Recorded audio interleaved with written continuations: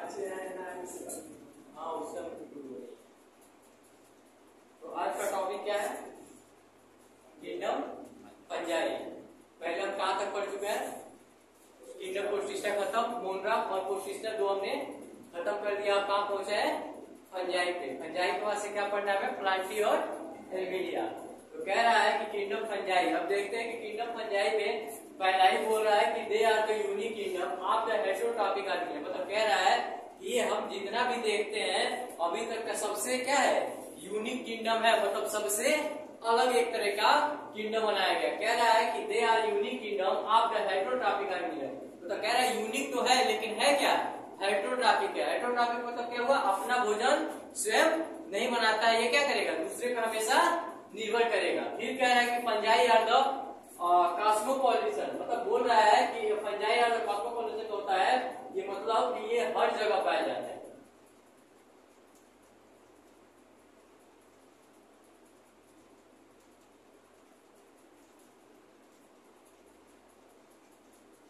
मतलब कह रहा है कि किंगडम फंजाई एक ऐसा ऑर्गेनिज्म है कि जो ऐसा कोई ऐसा जगह नहीं है पृथ्वी पे ये जहां पे ना पाया जाता हो। तो जब हर जगह पाया जाता है तो उसको कौन सी मीनिंग यूज की जाती है? कॉस्मोपॉलिटन और कॉस्मोपॉलिटन। फिर कह रहे हैं कि they grow in warm and the humid place. मतलब कह रहे हैं कि वहां पैदा होंगे या वहां ग्रो करेंगे जहां पे क्या होगा? वहां मतलब गर्म। आजकल आपने जानते ही होंगे कि जब गर्मी ज्यादा पड़ता है तो आपको इचिंग होने लगती है। इचिंग का मतलब खुजली होने लगती है। कहाँ पे? आपके प्राइवेट पार्ट पे या जहां पे आपका ऑक्सीजन पास न हो पा रहा हो। तो कह रहा है कि ये कहाँ कहाँ ग्रो करेंगे? फंजाई कहाँ कहाँ ग्रो करेंगे? तो ग्रो का मतलब पहले ही कहाँ दिखा रहा है? वार्म प्लेस और ह्यूमिड प्लेस। मतलब ह्यूमिड मतलब आप जानते हैं क्या होता है? वार्म मतलब तो गर्म जगह जहां पे ज्यादा टेम्परेचर होगा। लेकिन फिर कह रहा है ह्यूमिड प्लेस। ह्यूमिड प्लेस का मतलब क्या? जहां पे हाँ बोलो। नम स्थान। बोलो। बता तो रहे नम स्थान। नम स्थान नहीं, जो भी होता है लेकिन हम बता दे रहे हैं क्या होता है इसका मतलब। कह रहा है कि ह्यूमिड प्लेस, जैसे आपने देखा होगा कि लोग कहते हैं क्या जब टेम्परेचर भी और क्या हो पसीने भी साथ में हो, मतलब कहने को तो वाटर जैसे ह्यूमिड प्लेस थोड़ी सी नमी, जिस वातावरण में थोड़ी सी नमी पाई जाए तो उसी को क्या बोलते हैं? Humid place. ह्यूमिड प्लेस कौन कौन से हो सकते हैं? आपके जितने भी प्राइवेट पार्ट होते हैं वो सब क्या होते हैं? ह्यूमिड प्लेस ही तो होते हैं। आखिर वहां पे क्या होता है? नमी तो होता है, हमेशा पसीना निकलता है, तभी तो वहां पे इचिंग होने लगती है, खुजली। जो खुजली और धाक धब्बे होते हैं ये सब किसके कारण होते हैं? Kingdom fungi. मतलब कह रहा है कि जो फंजाई होते हैं, फंजाई क्या काज कराते हैं? हमारा इचिंग या तो खुजली और दाग धब्बे भी कौन काज कराना होता है? फंजाई काज करा रही होती है। फिर कह रहा है कि आखिर इससे बनता क्या? आगे फंजाई आखिर हमें किस प्रकार से यूजफुल है, कैसे हमें सहायता दे रहा है? कह रहा है कि ब्रेड मोल्ड और ऑरेंज रूट। मतलब कह रहा है कि आपने देखा होगा ब्रेड, कह रहा है कि फंजाई कितने टाइम्स हम यूज करते हैं। तो पहला ही बोला है कि ब्रेड मोल्ड। आपने खाया होगा ब्रेड मोल्ड? ये ब्रेड मोल्ड खाने वाला नहीं है। ये क्या करता है? ब्रेड का फॉर्मेशन करता है। फिर कह रहा है कि ऑरेंज रूट। मतलब कह रहा है कि जो ऑरेंज प्लांट होते हैं उसके रूट में भी कुछ पाया जाता है। और कह रहा मशरूम, जो हम सब्जी भी खाते हैं वो भी क्या क्या है? एक तरह का फंजाई है। फिर कह रहा है कैड स्टूल, मतलब एक तरह का क्या है? टॉक्सिक मशरूम है। ये क्वेश्चन में नीट में एक बार पूछा जा चुका है और ये पूछा जा चुका है। दो क्वेश्चन अभी तक नीट में यहाँ से आए कि हम मतलब फंजाई कितने टाइप के होते हैं वो अलग पढ़ेंगे। अभी कह रहा है कि फंजाई का आखिर वार्म और ह्यूमिड प्लेस पे पाए जाने वाले फंजाई कौन कौन से होते हैं? तो सिंपल सी बात है, वार्म और ह्यूमिड प्लेस पे पाए जाने वाले फंजाई पहला क्या होता है? ब्रेड म्यूल और दूसरा ऑरेंज म्यूल, तीसरा मशरूम, चौथा टेड स्टूल, जो एक तरह का क्या होता है? टॉक्सिक मशरूम होता है। तो ये जो नॉर्मल मशरूम होता है जिसको हम क्या करते हैं? खाते हैं, डेली अपने लाइफ में यूज करते हैं। लेकिन ये जो टेड स्टूल है इसको हम नहीं खाते। क्यों? क्योंकि ये पॉइजन वाला है। अगर खाएंगे तो हम पैरालाइज हो जाएंगे या डेथ कर जाएंगे। फिर कह रहा है कि व्हाइट स्पॉट, मतलब कह रहा है कि एक तरह का एक बीमारी काज होता है जो आपने इजिली देखा होगा किसमें? मस्टर्ड प्लांट में। मस्टर्ड प्लांट के किस पार्ट में? लीफ में।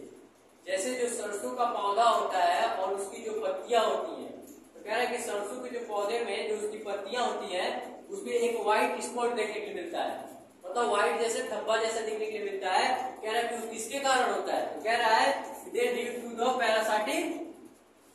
पैरासिटिक फंजाई, मतलब कह रहा है कि जो सरसों के पत्तों पे, मतलब सरसों के जो प्लांट होते हैं उनके पत्तों पे जो व्हाइट स्पॉट देखने के लिए मिलता है वो किसके कारण होता है, पैरासिटिक फंगस के कारण होता है। ये कहानी भी नीट में पूछा जा चुका है। ये कह रहा है कि some fungi are they the source of the antibiotic, मतलब कह रहा है कि कुछ ऐसे भी फंजाई हैं कि जो क्या है एंटीबायोटिक के बहुत बड़ा सोर्स है। कह रहा है कि some fungi are the source of the antibiotic, तो कह रहा है कि जो कुछ ऐसे भी फंजाई होते हैं जो हमें एंटीबायोटिक बना के देते हैं। उसका एक एग्जांपल क्या है, पेनिसिलियम। आपने ऑलरेडी पढ़ा होगा पेनिसिलियम, तो बताना चाहेगा इसका, बायोटेक में इसका जिक्र हुआ था पेनिसिलियम का। क्या बताना है? पेनिसिलियम पे एंटीबायोटिक, हाँ पेनिसिलियम नोटेटम। कह रहा है कि some fungi are the source of antibiotic, मतलब कह रहा है कि कुछ ऐसे भी फंजाई होते हैं या फंगस होते हैं जो किसमें हमारे सहायता करते हैं, एंटीबायोटिक बनाने में सहायता करते हैं। कह रहा है कि उसी में कहीं एक एग्जांपल कौन है, पेनिसिलियम है। फिर कह रहा है कि some of are the unicellular fungi, मतलब कह रहा है कि कुछ ऐसे भी फंजाई होते हैं कि हमने तो अभी तक पढ़ा है कि सब मल्टीसेलुलर वाले हैं, लेकिन कह रहा है कि कुछ इसमें ऐसे भी क्या है एक्सेप्शन नामक ऑर्गेनिज्म है फंजाई में, जो कह रहा है कि some are the unicellular fungi, उसमें से कौन आता है, एकलौता ईस्ट आता है। आर द यूज ऑफ, किसमें हम इसको यूज कर रहे होते हैं, तो ब्रेड बनाने में और बियर बनाने में। मतलब कह रहा है कि सम आर यूनिसेलुलर फंजाई, मतलब कह रहा है कि कुछ ऐसे भी फंजाई होते हैं जो क्या होते हैं मल्टीसेलुलर ना होके यूनिसेलुलर होता है। जब यूनिसेलुलर होता है तो उसका एग्जांपल कौन है, ईस्ट। ईस्ट किसमें यूज किया जाता है, तो ब्रेड बनाने में और बियर बनाने में। जो आजकल आप देखते ही होंगे नॉर्मली लोग आजकल शौक से बियर पी रहे हैं, तो बियर और ब्रेड बनाने में किसकी सहायता ली जा रही है, इसकी। ईस्ट क्या होता है, यूनिसेलुलर होता है, इतना याद रखिए। कह रहे हैं कि अदर फंजाई का मतलब कह रहे हैं कि कुछ ऐसे भी फंजाई होते हैं जो क्या करते हैं, बीमारी काज करते हैं। तो कह रहा है कि बीमारी काज करते हैं, तो देखते हैं फिर कह रहा है कि बीमारी अगर काज कर रहे हैं तो किसमें कर रहे हैं, प्लांट में या तो एनिमल में। तो कह रहा है कि other fungi causes disease in the plant and animal, मतलब कह रहा है कि कुछ ऐसे भी फंजाई हैं, मतलब कुछ अदर ऐसे भी फंजाई हैं जो क्या करा रहे होते हैं, बीमारी काज करा रहे होते हैं, किसमें, प्लांट में और एनिमल में। तो उसका एक एग्जांपल दिया गया है वीट का। मतलब आपने एक गेहूं का पौधा देखा ही होगा, तो कह रहा है कि वीट रस्ट काजिंग ऑफ पैक्सीनिया, मतलब कह रहा है कि आपने जब देखा होगा कि गेहूं का जब पौधा में जब गेहूं बाली आती है, बाली समझते हो ना, जब दाना निकलता है तो उसमें व्हाइट करके रस्ट लग जाते हैं। मतलब एक ऐसा समय आता है कि आप ऐसा हाथ से टच करो तो पूरा व्हाइट सा कुछ पाउडरी फॉर्म में लग जा रहा है। तो वही कह रहा है कि जो व्हाइट रस्ट लग जाता है, कह रहा है वो किसके कारण लगता है, पक्सिनिया। पक्सिनिया क्या है, फंगस है ना, ये याद रखिएगा। Wheat rust causing by Puccinia. Puccinia किसमें आता है, इसका मेंबर है तो फंजाई का मेंबर है। और एक चीज आपको याद रखना है कि एंटीबायोटिक का सबसे बढ़िया सोर्स कौन है, पेनिसिलियम। पेनिसिलियम किसमें आता है, फंजाई में आता है। फिर कह रहा है कि white spot on the mustard leaf are due to the parasitic fungi, मतलब कह रहा है कि आप देखे होंगे कि जो सरसों का प्लांट होता है उसके पत्तियों पे व्हाइट करके स्पॉट हो जाते हैं, जगह जगह क्या होता है व्हाइट सब पत्तों पे दिखने लगता है, वो क्या होता है, कुछ पैरासिटिक फंजाई के कारण वैसा होता है। इतना कहानी याद रहेगी ना, यहाँ तक अभी कोई डाउट तो नहीं होगा। ये तो पहले देख लीजिए कि यूनिक किंगडम है, क्योंकि इसलिए यूनिक किंगडम है कि खुद ही सबसे अलग है। अभी तक हमने मोनरा और प्रोसिस्टा पढ़ा, दोनों से ये अलग है ना, साफी अलग है पूरा। कह रहा है कि क्या होता है, तो हेटेरोट्रॉपिक ऑर्गेनिज्म होता है, मतलब ये ऑटोट्रॉपिक हो ही नहीं सकता क्योंकि इसमें कोई कहानी है ही नहीं। लेकिन प्रोसिस्टा में ऐसा था ना, प्रोसिस्टा में 3 लोग फोटोसिंथेसिस कर रहे थे, तीनों याद है ना, ठीक है। फिर कह रहा है कि आपने मोनरा में भी देखा था, कुछ क्या थे फोटोसिंथेसिस से, कुछ कीमोसिंथेटिक थे, कुछ हेटेरोट्रॉपिक थे, कुछ पैरासिटिक थे। लेकिन इसमें क्या बोला है, कह रहा है कि ये यूनिक किंगडम होता है, किस वजह से, ये सब के सब हेटेरोट्रॉपिक होते हैं, ये अपना भोजन स्वयं नहीं बना सकते हैं। और कह रहा है कि फंजाई आर द कॉस्मोपॉलिटन, मतलब कह रहा है कि जो कॉस्मोपॉलिटन मतलब होता है कि ये क्या है, हर जगह पाए जाएंगे, ऐसा कोई जगह नहीं है जहाँ पे ये ना पाए जाते हो। फिर कह रहा है कि दे ग्रोइंग, तो कह रहा है कि कहाँ ग्रो कर रहा होगा, तो ग्रो कहाँ कर रहा होगा, वार्म एंड ह्यूमिड प्लेस, मतलब जहाँ गर्म जगह होगा वहां पे, और ह्यूमिड प्लेस जहाँ जहाँ ह्यूमिडिटी मतलब नमी देखने के लिए मिलेगी। इसीलिए तो हमारे बॉडी में जो इचिंग होती है वो फंगस के ही कारण होती है। जो दाग खुजली जितने भी होते हैं सब किसके कारण हो रहे हैं, फंगस के ही कारण हो रहे हैं। फिर कह रहा है कि इसके कुछ एग्जाम्पल होते हैं, तो इसका मतलब फंगस का कुछ एग्जाम्पल क्या क्या है, ब्रेड मूल्ड है और ऑरेंज रूट है और मशरूम है और टेड स्टोल। तो इसमें आपको यही याद रखना है कि जो टेड स्टोल होता है वो टॉक्सिक मशरूम होता है, और बाकी इसने याद रखें। फिर कह रहा है कि बाकी ये सरसों वाला याद ही है कि सरसों के पत्ते पर अगर व्हाइट स्पॉट दिखने लगे तो आप समझ जाइए उसमें क्या लग गया है, फंगस लग गया है। फिर अगर ये आपको दिखाई दे कह रहा है कि कुछ ऐसे भी पंजाबी होती है, याद रखिएगा सम वाला मीनिंग जरूर पकड़ के रखिएगा, जहां जहां सम है कुछ अगर है, मतलब कह रहा है कि some fungi are the source of antibiotic, मतलब कह रहा है कि कुछ ऐसे पंजाबी होते हैं जो क्या है, एक सोर्स है एंटीबायोटिक बनाने का। कह रहा है कि उसी का एक एग्जांपल कौन है, पेंसिलियम। पेंसिलियम क्या करता है, हमारे लिए एंटीबायोटिक बना के देता है। फिर कह रहा है कि सम आता है यूनिसेलुलर, मतलब कुछ कह रहा है कि कुछ ऐसे भी होते हैं जो यूनिसेलुलर होते हैं। यूनिसेलुलर का एक ही एग्जांपल होता है, यूनिसेलुलर का एक ही एग्जांपल होता है, वो क्या होता है, ईस्ट होता है। और कह रहा है कि are use to the max, मतलब कह रहा है कि आप जो ईस्ट देखते हैं, ईस्ट को हम किस में यूज कर रहे होते हैं, प्रॉपर लाइफ में, मतलब एवरीडे लाइफ में हम ईस्ट को किस में यूज कर रहे हैं, ब्रेड बनाने में और बियर बनाने में। फिर कह रहा है कि अदर पंजाई काजी कीजिए, मतलब कह रहा है कि कुछ ऐसे भी पंजाई होते हैं जो क्या करते हैं, बीमारी काज करते हैं, किस में, प्लांट में और एनिमल में। तो वही कह रहा है कि यहाँ पे जो एग्जाम्पल दिया गया है वो एनिमल का ना देके किसका दिया गया है, प्लांट का दिया गया। प्लांट में किसका दिया गया, व्हीट रस्ट। व्हीट रस्ट मतलब गेहूं के जो फली आती है उसके ऊपर एक पाउडरी फॉर्म का रस्ट लग जाता है, जिसको हम क्या नाम से जानते हैं, व्हीट रस्ट के नाम से जानते हैं। किसके कारण होता है, उसपे पैक्सीनिया लग जाता है। पैक्सीनिया क्या है, फंगस है।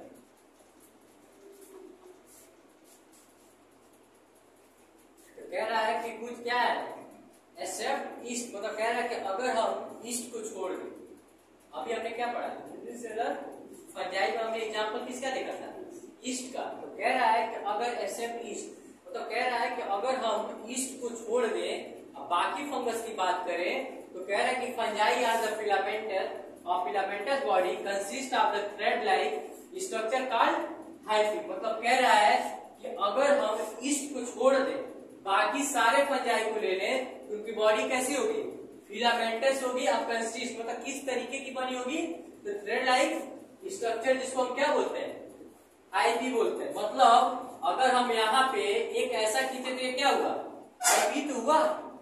फिर कह रहा है कि द नेटवर्क ऑफ हाइफी, मतलब कह रहा है कि the network of hyphae known as mycelium, मतलब कह रहा है कि ऐसे क्या करें हम, बहुत सारे हाइफी खींचने के बाद से क्या करें, ये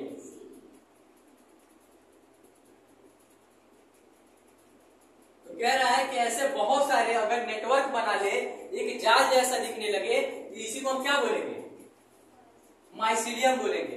तो कह रहा है कि हम जानते हैं कि जो हमारा हाइफी होता है, हाइफी क्या, पहले ही दिमाग रखिएगा कि हाइफी जो होता है ये कैसा होता है, फिलामेंटस बॉडी होता है। मतलब आप उसको दाबेंगे तो वो टूट सकता है इजिली, मतलब थ्रेड लाइक स्ट्रक्चर है ना, मतलब धागा जैसा है, धागा आप आसानी से खींचते तो टूट जाता है ना, तो सेम इसमें भी वही है। फिर कह रहा है कि द सम हाइफी आर, देखो कह रहे हैं कि कुछ ऐसे भी हाइफी होते हैं जो क्या करते हैं, continuous tube like filled with multinucleate and cytoplasm. मतलब कह रहा है कि कुछ ऐसे भी हाइफी होते हैं जिसके अंदर क्या होता है, मल्टीन्यूक्लिएट होता है। जैसे ये क्या है, ये भी तो न्यूक्लियस है, ये भी तो न्यूक्लियस है, तो एक तरह से देखा जाए तो ये क्या हुआ, मल्टीन्यूक्लिएट हुआ ना। तो वही चीज बोला है कि some hyphae are continuous tube filled with multinucleated cytoplasm. मतलब कह रहा है ये जो दिख रहा है आपको हाइफी, हाइफी के अंदर क्या दिख रहा है, न्यूक्लियस दिख रहा है। इस न्यूक्लियस के अंदर क्या भरा होगा, साइटोप्लाज्म भी भरा हो सकता है। मतलब सब में नहीं, कुछ में, सब मतलब कुछ। तो ये याद रखिएगा, सम हाइफी मतलब कुछ ऐसे भी हाइफी होंगे जिसमें मल्टीन्यूक्लिएट होगा और ट्यूब लाइक स्ट्रक्चर होगा। मतलब क्या है, एक तरह का ट्यूब ही तो है, इसमें क्या भरे होंगे, साइटोप्लाज्म भरे होंगे। और कैसे होंगे ये, मल्टीन्यूक्लिएट होंगे। फिर कह रहा है कि दे आर कॉल्ड, बताओगे कुछ इसके आगे? सिनोसिटिक हाइफी मतलब कह रहा है कि जब हम कोई ऐसे हाइफी को देखेंगे जो क्या होगा, मल्टी न्यूक्लिएट होगा और उसमें साइटोप्लाज्म भरा होगा और कैसा होगा, ट्यूब लाइक फील्ड स्ट्रक्चर देखने के लिए मिलेगा, उसको हम क्या बोलेंगे, सिनोसिटिक हाइफी के नाम से जानेंगे। मतलब कह रहा है कि जो मल्टी न्यूक्लिएट हो और इसके अंदर क्या भरा हो, साइटोप्लाज्म भरा हो और क्या हो, ट्यूब लाइक स्ट्रक्चर हो, उसको हम किस नाम से जानेंगे, सिनोसिटिक हाइफी के नाम से जानेंगे। फिर कह रहे हैं other have the septate and cross wall in the hyphae, मतलब कह रहा है कि अब देखो क्या बोल रहा है, कह रहा है कि जो हाइफी होता है अब उसको दो पार्ट होते हैं। कह रहा है कि हाइफी, अब यहाँ पे एक की तो बात कर दिया सेप्टेड का, लेकिन ये सेप्टेड भी होता है। तो अब कह रहा है कि कुछ ऐसे होते हैं, देखो अगर हम एक हाइफी देखते हैं तो मान लो इसमें क्या हुआ, नॉर्मली ऐसे न्यूक्लियस पाए जा रहे हैं, तो ये अगर नॉर्मली पाए जाएंगे तो ये क्या होंगे, ये सेप्टेड होंगे।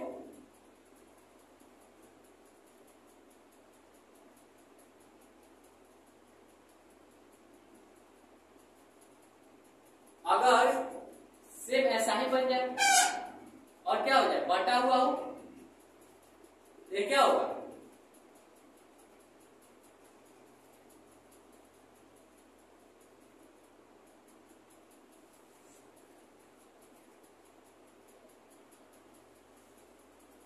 मतलब कह रहा है कि जो आप देखते हैं कि हाइफी के दो पार्ट होते हैं, पहला ये सेप्टेड, दूसरा सेप्टेड। तो यहाँ पे बात किया गया जो कह रहे हैं कि जो सिनोसिटिक वाले होंगे वो कैसे होंगे, सेप्टेड होंगे। अब सेप्टेड कहने का मतलब क्या है, ये सेप्टेड की बात बोल रहा है और ये सेप्टेड की बात बोल रहा है। तो कह रहा है कि जब हम जानते हैं ये कि सिनोसिटी में क्या है, continuously tube like field structure होगा और मल्टी न्यूक्लिएट होगा, उसमें क्या पाएंगे, साइटोप्लाज्म। अभी तो ये कहानी बताया हूं। अगर नेटवर्क ऑफ हाइफी हो तो क्या बोलेंगे, माइसीलियम बोलेंगे। तो कह रहा है कि अगर आपको सेप्टेड दिखाई दे तो सेप्टेड किसका एग्जांपल हो सकता है, सिनोसिटिक हाइफी का एग्जांपल हो सकता है। तो कह रहा है कि आप ये याद रखिएगा, सेप्टेड होगा तो सिनोसिटिक का एग्जांपल है, ये सेप्टेड भी इसका एक और पार्ट होता है। इतना याद रखिएगा, सेप्टेड का मतलब क्या हुआ, किसी चीज को बटा हुआ, मतलब ये क्या बटा हुआ ना खाने में, लेकिन ये खाने में नहीं, मतलब बॉक्स टाइप में नहीं बटा हुआ। अगर नहीं बटा हुआ तो क्या है, ये सेप्टेड है, अगर बटा हुआ है तो सेप्टेड है। तो कह रहा है कि जो सिनोसिटिक होते हैं कैसे होते हैं, सेप्टेड होते हैं। और कह रहा है कि क्रॉस वाला इन हाइफी, मतलब उसमें क्या होगा, जो हाइफी होगा ये हाइफी के वाल को क्या कर रहे होंगे, क्रॉस कर रहे होंगे। ये तो है क्रॉस जो किए हुए हैं। तो वही बात यहाँ पे बोला है कि कह रहे हैं कि कैसे होंगे, सेप्टेड होंगे और क्रॉस वाल इन हाइफी, मतलब हाइफी के क्या कहे होंगे, उसके वाल को क्रॉस किए होंगे। किसके एग्जाम्पल है, सिनोसिटिक हाइफी के एग्जांपल है। फिर कह रहा है कि fungal cell wall is made up, मतलब कह रहा है कि जो फंगस होता है, फंगस का सेल वॉल किससे बना होता है, काइटिन से और पॉलीसेकेराइड से। ये दिमाग में रखिए कि ये क्वेश्चन कई बार नीट में पूछा जा चुका है और ये भी क्वेश्चन पूछा जा चुका है कि सेप्टेड ए क्रॉस वॉल इन हाइफी, ये किसका एग्जांपल है, ये किसका एग्जांपल है, सिनोसिटिक हाइफी का एग्जांपल है। तो ये याद रखिएगा, फंगल का सेल वॉल किसका बना होता है, तो फंगल का सेल वॉल किसका बना होता है, काइटिन का और पॉलीसेकेराइड का। फिर कह रहा है कि मस्ट, मतलब कह रहा है कि अब कुछ देखो, अभी तक कुछ की बात कर रहा था, अब किसकी बात कर रहा है, मस्ट की। तो कह रहा है कि मोस्ट फंजाई आर सेप्रोफेटिक, मतलब कह रहा है कि ज्यादातर जो फंजाई होते हैं वो सेप्रोफेटिक पाए जाते हैं। सेप्रोफेटिक का मतलब ये होता है कि absorb the soluble organic matter from the dead substance, मतलब कह रहा है कि हम सेप्रोफेटिक किसको बोलेंगे, जो क्या करेगा, ऑर्गेनिक मेटर से और डेड सब्सटेंस से क्या करेगा, उसकी न्यूट्रिएंट को एब्जॉर्ब करेगा। जो डेड और डिकेइंग मेटर से या ऑर्गेनिक मेटर से उसके न्यूट्रिएंट को अगर एब्जॉर्ब कर रहा होगा तो उसको हम क्या बोलेंगे, सेप्रोफेटिक फंजाई बोलेंगे। तो मोस्ट ऑफ द फंजाई क्या होते हैं, सेप्रोफेटिक होते हैं। ये याद रखिएगा, ट्रू और फॉल्स में ये सब क्वेश्चन आएंगे। ये कह रहा है कि सम आर पैरासिटिक, मतलब सब के सब पैरासिटिक नहीं होते, यहाँ पे कुछ ऐसे होते हैं जो पैरासिटिक होते हैं। फिर कह रहा है कि some life of the symbiotic, मतलब कह रहा है कि कुछ ऐसे भी होते हैं जो क्या करते हैं, एक दूसरे से मिलकर अपना काम चलाते हैं। तो जैसे आपने एक एग्जांपल पहले ही पढ़ा होगा लाइकेन का। लाइकेन का मतलब क्या होता है, जिएंगे भी तो तुम्हारे साथ, मरेंगे भी तो तुम्हारे साथ। यही तो कहानी है यहाँ पे। यहाँ पे क्या है, अगर फंजाई को हटा दे तो एल्गी नहीं जी पाएगी, अगर एल्गी को हटा दे तो फंजाई नहीं जी पाएगी। मतलब इनका कहने का मतलब क्या है, हम बने हैं एक दूसरे के लिए, यही तो कहानी है, अगर एक को हटा दो, एल्गी को हटा दो तो फंजाई नहीं जी पाएगा, फंजाई को हटा दो तो एल्गी नहीं जी पाएगा। अगर इन दोनों का कॉम्बिनेशन जो बनाते हो क्या कहते हैं, लाइकेन। लाइकेन क्या होता है, गुड कंडक्टर ऑफ पॉल्यूशन। याद है, जहां पे सल्फर पॉल्यूशन ज्यादा होगा वहां पे लाइकेन कभी भी ग्रो नहीं करता है। ये क्या करता है, एब्जॉर्ब करता है। मतलब ये जो होगा ये एल्गी को क्या प्रोवाइड करेगा, सेंटर प्रोवाइड करेगा, और एल्गी इसको क्या देगी, बदले में फूड देगी। अभी आएगा, आगे पढ़ा जाएगा कहानी।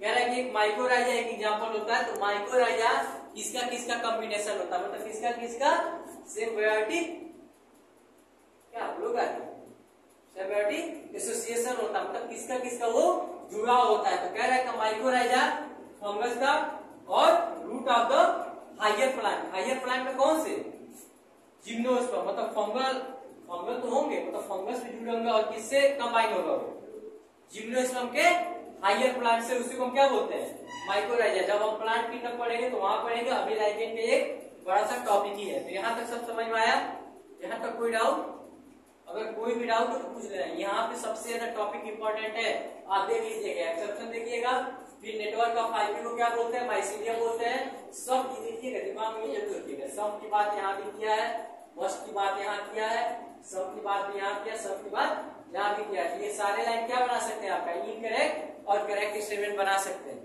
ये सारे क्वेश्चन पूछे जा चुके हैं। अभी तक फंजाई के एक भी ऐसे कोई ऐसा पार्ट नहीं है जो क्वेश्चन अभी तक नीट में ना आया। सब लाइन पे क्वेश्चन पूछा गया है। इस हिसाब से क्या लगता है, फंजाई मोस्ट इंपॉर्टेंट है। मतलब आप थोड़ी सी बोरिंग आपको लग रही होगी, बट आप जाके रूम पे जरूर इसको रिवीजन करिएगा। भूलिएगा मत, रिवीजन करेंगे तो याद रहेगा। कुछ ज्यादा टफ नहीं है, इसकी पहले से हम पढ़ते आते हैं। फंगल का सेवा किसका बना होता है, काइटिन का और पॉलीसेकेराइड। कह रहा है कि सम आईपी आर द कंटिन्यूअस, ये तो याद ही है। तो किसके एग्जांपल है, सिनोसिटिक हाइपी के एग्जांपल में क्या होता है, ये सेपरेट होंगे और क्रॉस किया होंगे किसको, हाइपी को। यहाँ तक कोई डाउट नहीं है ना। नेटवर्क ऑफ हाइपी क्या बोलते हैं, माइसीलियम बोलते हैं। अगर कह रहा है कि ईस्ट को छोड़ दो तो बाकी सब फंजाई कैसे होंगे, फिलामेंटस बॉडी होंगे और कंसिस्ट ऑफ, मतलब बने किस हिसाब से होंगे, thread like, structure like hyphae. इतना याद रहेगा।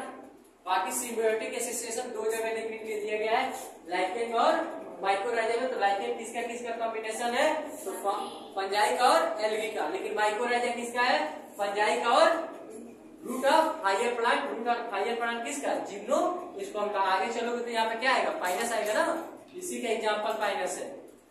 यहाँ तो कोई डाउट,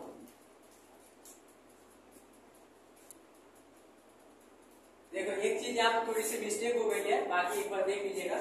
कह रहा है कि some are hyphae are the continuous tube filled with multinucleated cytoplasm. मतलब सिंपल सी भाषा बोल के जा रहा है। कह रहा है कि कुछ ऐसे भी हाइपी होते हैं जो कैसे होते हैं, ट्यूब लाइक स्ट्रक्चर होते हैं, और उसमें क्या होता है, मल्टीन्यूक्लिएटेड होते हैं, और उसमें फिर क्या होता है, साइटोप्लाज्म उसमें भरा हुआ होता है। उसको हम क्या कहते हैं, सिनोसिटिक हाइपी बोलते हैं। तो सिनोसिटिक हाइपी का एग्जांपल कौन है, ये सेपरेट है। लेकिन वहीं पे कह रहे हैं कि अदर कुछ ऐसे भी होते हैं जो क्या होते हैं, सेपरेट होते हैं और क्रॉस वाला हाइपी होता है, जो कि उसका एग्जांपल कौन है, सेपरेट वाला। मतलब ये कह रहे हैं कि अदर, एक चीज मीनिंग याद रखिएगा, अदर वाले मतलब यहाँ से ये बात अलग बोला है। कह रहा है कि जो सेपरेट होते हैं, सेपरेट भी होते हैं और क्रॉस वाला हैप्पी होते हैं। इसका एग्जांपल कौन होगा, सेपरेट वाला होगा। लेकिन यही बोला है कि सिनोसिटिक हाइपी का एग्जांपल कौन होगा, तो ए सेपरेट होगा।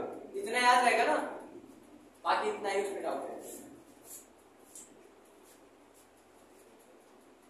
अब हमें क्या देखना है, किंगडम फंजाई का रिप्रोडक्शन देखना है। मतलब फंजाई में रिप्रोडक्शन कितने प्रकार का होता है, मतलब अपनी जनसंख्या को ये कितने प्रकार से बढ़ा सकता है। तो कह रहा है कि रिप्रोडक्शन में इसके कितने टाइप हो सकते हैं, 3 टाइप के। पहला क्या है, वेजिटेशन, वेजिटेटिव प्रोपगेशन। दूसरा क्या है, ये सेक्सुअल। तीसरा क्या है, सेक्सुअल। तो कह रहा है कि जो वेजिटेटिव प्रोपगेशन होता है उसमें भी 3 लोग आते हैं। 3 लोग कौन कौन आते हैं, फ्रेगमेंटेशन, मतलब क्या करता है, अगर कोई फंजाई है, अगर उसकी बॉडी टूट जाती है, मतलब फ्रेगमेंटेशन का मतलब ये होता है टूट जाना।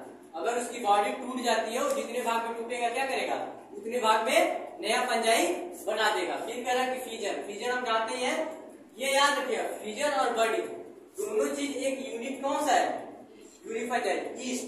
ये ईस्ट एक यूनिफंजाई है जो क्या करता है, फीजन भी करता है और बॉडी भी करता है। डिफीजन कब करता है? जब फेवरेबल कंडीशन होता है, और बर्डिंग कब करता है? जब अनफेवरेबल कंडीशन होता है। ये कह रहा है कि एसेक्सुअल रिप्रोडक्शन, एसेक्सुअल रिप्रोडक्शन में क्या होता है?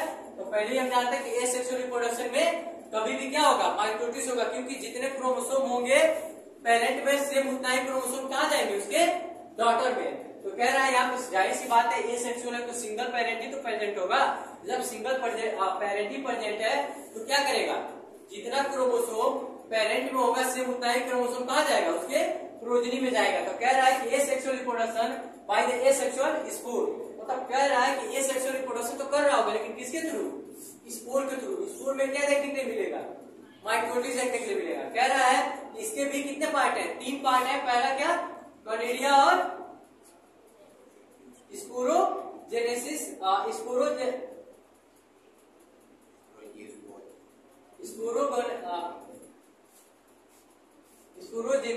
स्पोर, फिर बोल रहा है क्या? जू स्पोर। मतलब कह रहा है कि जो कॉनिडिया होता है वो एक्सोस्पोर होता है, मतलब कहाँ देखने को मिलता है? बाहर की तरफ देखने को मिलता है, मतलब अंदर की तरफ नहीं देखने को मिलता है। लेकिन कह रहा है कि जू स्पोर कहाँ देखने को मिलता है?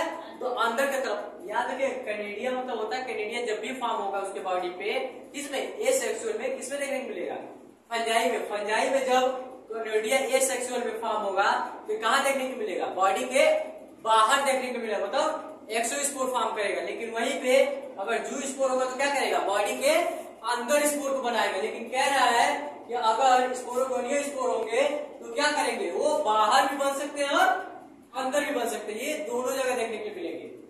फिर कह रहा है कि सेक्सुअल रिप्रोडक्शन, सेक्सुअल रिप्रोडक्शन में कितने टाइप होते हैं? 3 टाइप होते हैं। कह रहा है कि बाइसेक्सुअल स्पोर, मतलब कह रहा है कि जितने भी रिप्रोडक्शन कर रहा है इसमें कहीं भी गैमेट फॉर्मेशन हो ही नहीं रहा। हर जगह क्या है? स्पोरिक फॉर्मेशन हो गया। यहाँ भी स्पोर और यहाँ भी स्पोर। बस यहाँ पे क्या हो रहा है? वेजिटेटिव प्रोपगेशन हो रहा है। मतलब क्या हो रहा है? वहां पे बॉडी टूट रही है, लेकिन बाकी ये सेक्सुअल और सेक्सुअल में बॉडी टूट नहीं रही है। क्या बना रही है? स्पोर बना रही है। एक बना रही है एसेक्सुअल के थ्रू और दूसरा बना रही है सेक्सुअल के थ्रू। तो एसेक्सुअल में भी 3 लोग, कनेडिया और बोलो उसके बाद। तो कह रहा है कि ये जो कनेडिया बन रहा होगा वो बॉडी के बाहर बन रहा होगा, जू स्पोर जो बन रहा बॉडी के अंदर बन रहा होगा। लेकिन ये दोनों में देखने को मिलता है, मतलब अंदर बाहर कहीं भी बना सकता है। लेकिन फिर कह रहा है यहीं पे यहाँ पे माइटोसिस देखने को मिल रहा है, लेकिन यहाँ पे क्या देखने को मिल रहा है? मियोसिस। मतलब यहाँ कह रहा है कि अगर पेरेंट के पास n है, अगर 2n है चाहे n है जो भी है, तो क्या जाएगा? जो प्रोजनी होगी उसके पास भी 2n ही जाएगा, मतलब वो आधा नहीं होगा। लेकिन यहाँ पे क्या बोल रहा है? मियोसिस में अगर 2n है तो पहले क्या होगा? 2 यहाँ पहले तो यहाँ एक पेरेंट इन्वॉल्व होंगे, लेकिन मतलब एक पर्सन को इन्वॉल्व होगा। लेकिन यहाँ पे क्या होंगे? पेयर में होंगे। पेयर में होंगे तो 2n का क्या होगा? दोनों अगर पेयरिंग लिया जाए तो एक n एक पेरेंट से जाएगा, एक n दूसरे पेरेंट से जाएगा। अब ये जो फ्यूज होंगे तो क्या बनाएंगे? 2n बनाएंगे। तो कह रहा है कि यहाँ पे कौन सा प्रोसेस देखने को मिलेगा? मियोसिस देखने को मिलेगा। फिर कह रहा है कि they are the produce in the distinct structure is called fruiting body. मतलब कह रहा है कि ये सब देखने के लिए क्या बनाता है? ये एक तरह का फ्रूटिंग बॉडी बनाता है। फ्रूटिंग बॉडी का एक एग्जाम्पल कौन है जो फ्रूटिंग बॉडी बना रहा हो? माइसीलियम है। तो कल देखेंगे कि सेक्सुअल रिप्रोडक्शन कितने टाइप के होते हैं और कैसे होते हैं।